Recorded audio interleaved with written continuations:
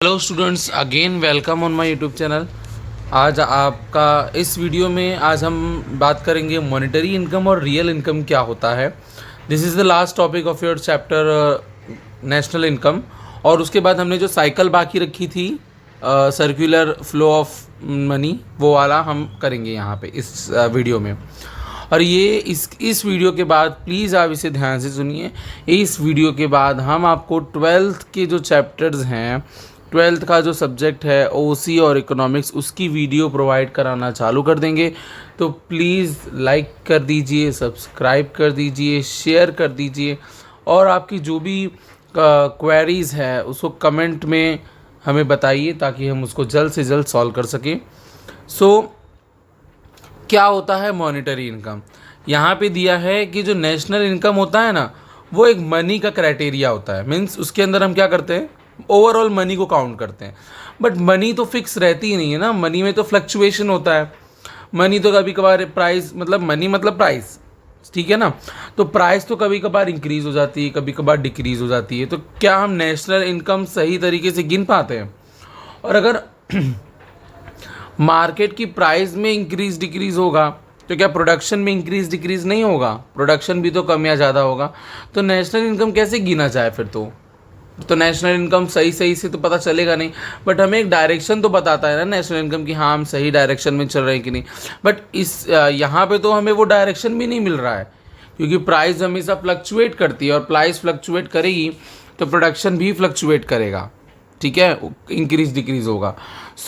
इसको सॉल्व करने के लिए हमें ना दो टॉपिक जानना पड़ेगा। सबसे पहला है मॉनेटरी नेशनल इनकम, दूसरा है रियल नेशनल इनकम। सबसे पहले हम जान लेते हैं monetary national income. Monetary word सुन के आपको क्या दिमाग में आ रहा होगा? पैसा, फिजिकल फॉर्म, क्वांटिटी, ठीक है, मनी जो हम काउंट कर सकते हैं। तो सुन लो ना, यहाँ पे एग्जाम्पल अच्छा सा दिया है, अच्छे से समझा है कि अगर नेशनल इनकम अभी के प्राइस के ऊपर अगर काउंट किया हो गया हो तो उसको मॉनेटरी नेशनल इनकम बोलते हैं। अगर नेशनल इनकम सपोज करो, कैसे मिलेगा नेशनल इनकम? अभी इस साल अगर हमने जितना भी प्रोडक्ट बनाया है, प्रोडक्शन जितना किया है, उसको उसी साल के प्राइस से मल्टीप्लाई कर देंगे तो हमें नेशनल इनकम मिल जाएगा ना, ठीक है। लेकिन और वही क्या है? Monetary national income. बट ये रियल इनकम नहीं है। जो मॉनेटरी नेशनल इनकम है वो रियल इनकम क्यों नहीं है? क्योंकि सपोज करो ना कि अगले साल मैंने जितना प्रोडक्शन किया था, इस साल भी उतना ही प्रोडक्शन किया। लेट हाइपोथेटिकल एग्जांपल अगर मैं दूं, तो सपोज करो कि पिछले साल मैंने 10,000 प्रोडक्ट प्रोड्यूस किए थे, और इस साल भी मैंने 10,000 प्रोडक्ट ही प्रोड्यूस किए हैं, ठीक है। अब इतना दिमाग लगाओ आप कि जो पिछले साल का प्राइस होगा उसके कंपेयर में इस साल का प्राइस ज़्यादा होगा कि कम होगा? ऑफकोर्स ज़्यादा होगा ना, इन्फ्लेशन के कारण। वो तो प्राइस तो बढ़ता ही रहता है थोड़ा बहुत। तो इतना दिमाग लगाओ ना कि आप पिछले साल भी मैंने 10,000 प्रोडक्शन किया था, इस साल भी 10,000 प्रोडक्शन किया था, बट प्राइस देखो ना, पिछले साल की प्राइस कम होगी, इस साल की प्राइस ज़्यादा होगी। तो पिछले साल का नेशनल इनकम तो कम होगा और इस साल का नेशनल इनकम ज़्यादा होगा, हाँ या ना? आप इतना बताइए मुझे कि इस साल का नेशनल इनकम ज़्यादा है कि नहीं, है ना? तो इसका मतलब ये थोड़ी ना हुआ कि आपका इम्प्रूवमेंट हुआ, आपकी कंट्री इम्प्रूवमेंट कर रही है, या स्टैंडर्ड ऑफ लिविंग इम्प्रूवमेंट हो रहा है। नो, कुछ नहीं। क्योंकि ये जो नेशनल इनकम में इंक्रीज हुआ, ये क्यों हुआ है? क्योंकि प्राइस बढ़ गया है। क्या अभी इसके अंदर आपका कंट्री बढ़ रहा है? स्टैंडर्ड ऑफ लिविंग कुछ नहीं बढ़ रहा है, कोई इंप्रूवमेंट नहीं है। आप ही सोचो ना कि नेशनल इनकम तो बढ़ता ही रहेगा हमेशा, क्योंकि इन्फ्लेशन हो रही है।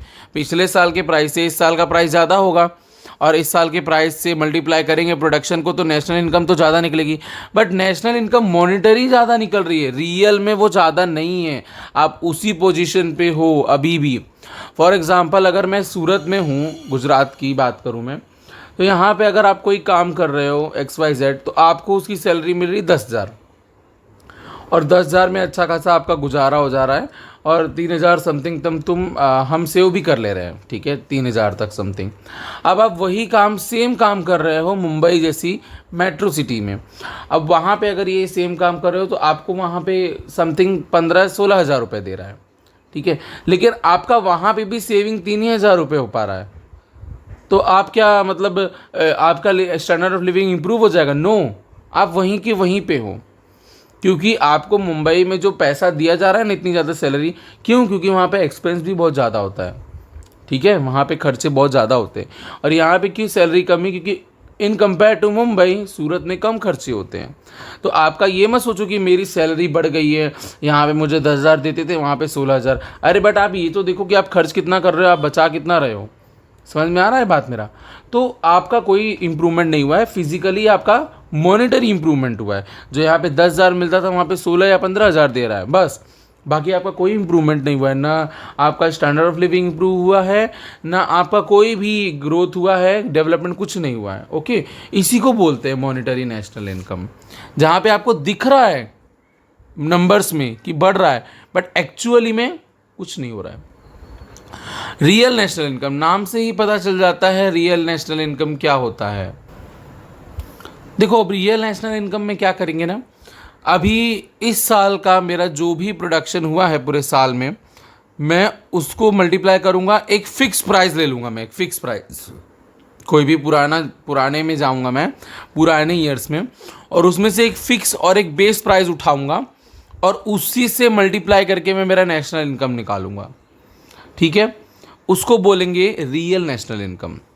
फिक्स बेस प्राइस, उसमें हम फिक्स नहीं लेते थे। हाँ, मॉनेटरी में जिस साल का प्रोडक्शन है उसी साल की प्राइस लेते थे, बट रियल में क्या करेंगे, एक डिसाइड करके रखेंगे कि जितना भी साल होगा अलग अलग, उस साल का प्रोडक्शन का हम किसके साथ मल्टीप्लाई करेंगे, उसके प्रोडक्शन को एक फिक्स प्राइस डिसाइड करके रखेंगे, बेस प्राइस जिसको बोलते हैं। ठीक है, अब इसमें होगा क्या, अगर मैंने सपोज करो 2 ईयर लिया, एक इस साल करंट ईयर और एक पिछला साल, तो मैंने दोनों साल में, ठीक है, जो भी दोनों एक फिक्स प्राइस ले लिया। अब दोनों साल का प्रोडक्शन जितना भी हुआ उसको उस प्राइस से मल्टीप्लाई कर दिया। अगर अब बढ़ रहा है नेशनल इनकम, इसका मतलब सचमुच में हमारा इम्प्रूवमेंट हो रहा है, हमारा स्टैंडर्ड ऑफ लिविंग बढ़ रहा है। क्यों, सोचो ना। देखो उसमें क्या करते थे, ध्यान से सुनना मेरी बात। उसमें क्या करते थे हम कि इस साल का प्रोडक्शन और इस पिछले साल का प्रोडक्शन लेते थे, ठीक है, और उसको किसके साथ मल्टीप्लाई करते थे, इस साल का प्राइस और पिछले साल का प्राइस। तो ऑफकोर्स इस साल का प्राइस तो बढ़ा ही होगा ना, ज़्यादा ही होगा थोड़ा बहुत इन्फ्लेशन के कारण, तो नेशनल इनकम भी ज़्यादा होगा। बट इसमें देखो ना, इसमें क्या किया है, इस साल का प्रोडक्शन और पिछले साल का प्रोडक्शन लिया है हमने, बट जो प्राइस है ना वो सेम ली है दोनों साल के लिए, प्राइस मैंने सेम ही ली है। और अगर प्राइस सेम लेने के बावजूद अगर इंक्रीमेंट आ रहा है, इंक्रीज हो रहा है नेशनल इनकम, इसका मतलब सच में आपका इंप्रूवमेंट हो रहा है, स्टैंडर्ड ऑफ लिविंग बढ़ रहा है। ठीक है, इसका आप ये रियल नेशनल इनकम से आप ये तो पक्का कर सकते हैं कि अगर आपका नेशनल इनकम बढ़ रहा है, इसका मतलब आपका स्टैंडर्ड ऑफ लिविंग भी बढ़ रहा है, कंजप्शन भी बढ़ रहा है और आपका प्रोडक्शन भी बढ़ रहा है। आया समझ में? तो real national income real situation दिखाता है। मॉनेटरी नेशनल इनकम खाली फिजिकली बढ़ता है, बट एक्चुअली में रियल में वो कोई इम्प्रूवमेंट नहीं होता। आई होप कि आपको ये दोनों टॉपिक अच्छे से समझ में आया होगा। नाउ नेक्स्ट वन इज़, हमने वो एक टॉपिक बाकी रखा था जो बहुत ही इंपॉर्टेंट टॉपिक है।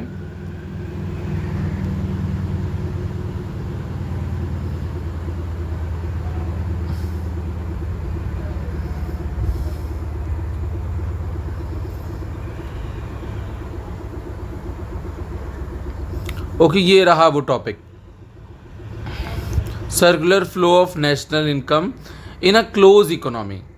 सबसे पहले तो आपको ये पता होना चाहिए कि what is mean by close economy या ओपन इकोनॉमी। ये सब तो कभी सुना नहीं होगा ना, व्हाट इज़ क्लोज इकोनॉमी या ओपन इकोनॉमी, ये सब तो पहले जानना पड़ेगा ना।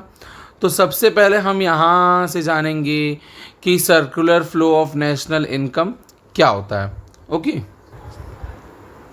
सबसे पहले तो क्लोज इकोनॉमी का मतलब होता है ऐसी इकोनॉमी या ऐसा इकोनॉमिक ट्रांजैक्शन जहाँ पे फॉरेन ट्रेड से कोई लेना देना नहीं हो।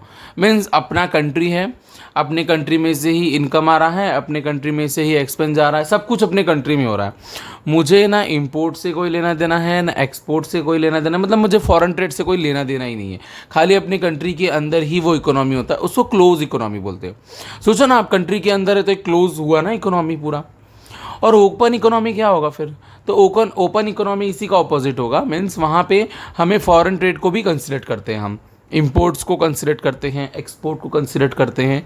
ठीक है, तो यहाँ पे जो तुम्हें circular flow of national income दिया है ना, वो क्लोज इकोनॉमी का दिया है, ध्यान देना, ओपन इकोनॉमी का नहीं दिया।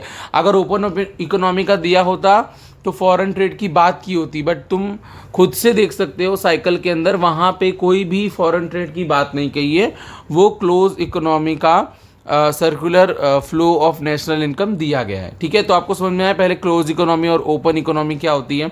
अब नेक्स्ट वन इज क्या दिया गया है सर्कुलर फ्लो ऑफ एक नेशनल इनकम में।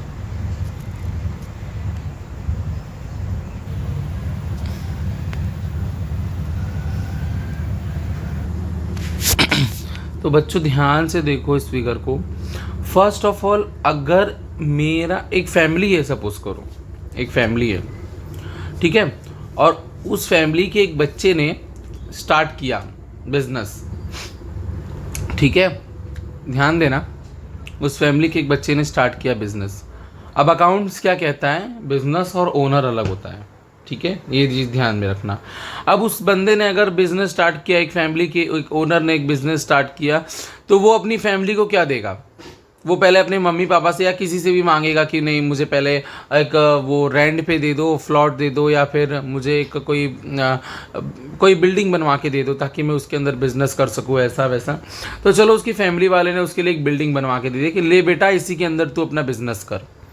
अब उसने बिजनेस स्टार्ट कर दिया, ठीक है, तो वो क्या देगा, सबसे पहले तो अपने फैमिली को रेंट देना पड़ेगा उसको, या जिससे भी उसने लिया है बिल्डिंग या फ्लैट, तो उसको रेंट देना पड़ेगा, ठीक है। इंटरेस्ट देगा अगर उसने किसी से, अगर अपने अब फैमिली वालों से जब उसने लिया है बिल्डिंग, तो क्या उस फैमिली वालों से उसने पैसा नहीं लिया होगा कि पापा मम्मी मुझे थोड़ा पैसा दे दो, मुझे बिजनेस स्टार्ट करना है। तो मम्मी पापा ने बोला ठीक है बच्चा ले, बट बिजनेस है ना तो इंटरेस्ट तो देना ही पड़ेगा, इंटरेस्ट ऑन कैपिटल, तो उसने इंटरेस्ट भी दे दिया। उसी फैमिलीज में से या फिर कहीं सोसाइटी में से कुछ वर्कर्स को मंगवा लिया, और वर्कर्स को भी वेजेस पे करना पड़ेगा, और फाइनली उसको रिटर्न में क्या मिला, प्रॉफिट। ध्यान से सुनना, सबसे पहले फैमिली ने अगर दिया है कहीं पे, देखो ना, अगर फैमिली का मतलब यहाँ पे कोई फैमिली नहीं, पूरी सोसाइटी की बात कर रहे हैं। सोसाइटी में से किसी ने अपना या तो प्लॉट दिया होगा या तो कोई बिल्डिंग दी होगी, तो उसका रेंट आएगा उसके पास एज एन इनकम, ध्यान देना, फैमिलीज के पास या सोसाइटी के पास। उसके बाद उसी सोसाइटी में से किसी ने उसको कैपिटल दिया होगा बिजनेस को, तो उसमें से उसको क्या मिलेगा, इंटरेस्ट मिलेगा ना एज एन इनकम। या फिर उसी सोसाइटी में से कुछ लोग काम करते हो उस बिजनेस में, तो उनको क्या मिलेगा, वेजेस और सैलरी, तो वो भी उनके लिए इनकम हुआ। और उसी सोसाइटी में से कोई एक ओनर रहेगा जिसको इन रिटर्न क्या मिलेगा, प्रॉफिट। तो ये पहले तो सबके ये पैसा आ गया, पैसा चार रूप में ही आएगा, या तो रेंट आएगा, या तो इंटरेस्ट आएगा, या तो वेजेस आएगा, या तो प्रॉफिट आएगा। ये पैसा आ रहा है ना फैमिली के पास। अब वो फैमिली के पास पैसा आएगा, ठीक है, अब ये क्या करेगा, ये फैमिली के पास पैसा आएगा तो ये जो प्रोडक्शन, ये जो हमने मतलब जो बिज़नेस खोला है उसने गुड्स और सर्विस वो बनाएगा, हाँ है ना। तो वो गुड्स और सर्विस, अभी फैमिली के पास तो पैसा आ गया, चलो ठीक है। अब फैमिली को ज़रूरत किसकी है, गुड्स और सर्विस की है कि नहीं ज़रूरत, तो वो गुड्स और सर्विस किससे लेगा, वही प्रोडक्शन से लेगा ना, जो भी है जिसने बनाया गुड्स और सर्विस उससे लेगा। और वो जो मनी उनके पास आया था वही मनी उसके बदले में देगा, गुड्स और सर्विस लेने के एक्सचेंज में मनी देगा। तो फिर से वो मनी किसके पास चला गया, प्रोडक्शन के पास चला गया ना, बिजनेस के पास चला गया ना, समझ में आ रहा है। फिर से वो बिजनेस क्या करेगा, रेंट, इंटरेस्ट, वेजेस और प्रॉफिट ये पे करेगा तो सोसाइटी में या फैमिली जो भी है उनके पास पैसा आएगा। उनके पास जब पैसा आएगा तो गुड्स और सर्विस की ज़रूरत तो उनको रहेगी, तो वही प्रोडक्शन से वो गुड्स और सर्विस खरीदेंगे और उनको फिर से पैसा पे करेंगे। तो फिर से प्रोडक्शन यूनिट के पास उन्हीं का पैसा आया, देखो ना पैसा घूम रहा है यहाँ पे, सर्कुलर फ्लो हो रहा है। पहले प्रोडक्शन यूनिट क्या दे रहा था, प्रोडक्शन यूनिट क्या ले रहा था, पहले देख लो ध्यान से, प्रोडक्शन यूनिट ले रहा था लैंड, कैपिटल, लेबर, एंटरप्रेन्योर, और उसके रिटर्न में क्या दे रहा था, रेंट, इंटरेस्ट, वेजेस, प्रॉफिट। अब वो जो इनकम आ रही थी ना फैमिली के पास या सोसाइटी के पास, वो क्या किस में यूज़ कर रहे थे वो लोग, गुड्स और सर्विस खरीदने में। तो गुड्स और सर्विस कौन देगा, ये प्रोडक्शन यूनिट ही गुड्स और सर्विस देगा, और इसके बदले में ये फैमिलीज क्या देंगी, ये फैमिलीज इसके बदले में क्या देंगी, पैसे पे करेंगी। तो फिर से ये मनी तो यहीं इनके पास आया हुआ मनी वापस तो इसी के पास आ रहा है ना, और वापस ये पूरा सर्कल बन रहा है, एक साइकिल बन रहा है, इसलिए इसको बोलते हैं circular flow of national income in close economy.